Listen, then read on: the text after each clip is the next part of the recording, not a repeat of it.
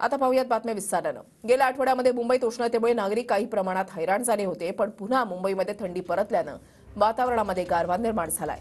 काल मुंबईमध्ये या महिन्यातील निच्चांकी तापमान नोंदवलं गेलं। मुंबईमध्ये 16.6 अंश सेल्सिअस तापमानाची नोंद करण्यात आली आहे। मुंबईतील या थंडीचा आढावा घेतलेला आहे आमच्या प्रतिनिधींनी, पाहूयात। मुंबईकरांना सध्या थंडीची जी चाहूल आहे ती सध्या पाहायला मिळते।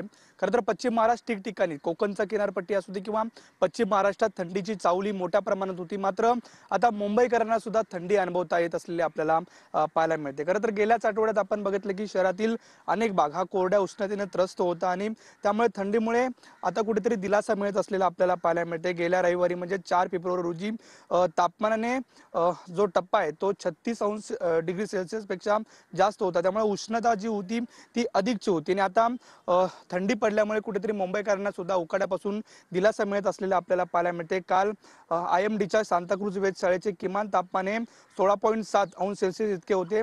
त्यामुळे जर पाहायला गेलं तर मुंबईचे किमान तापमान या महिन्यात निच्चांकी तापमान होते।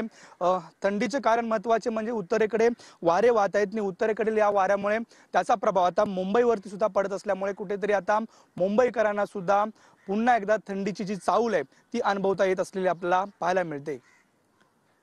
व्हिडिओ चॅनल हरी नेगी सोबत नंदकिशोर गावडे, TV9 मराठी, मुंबई।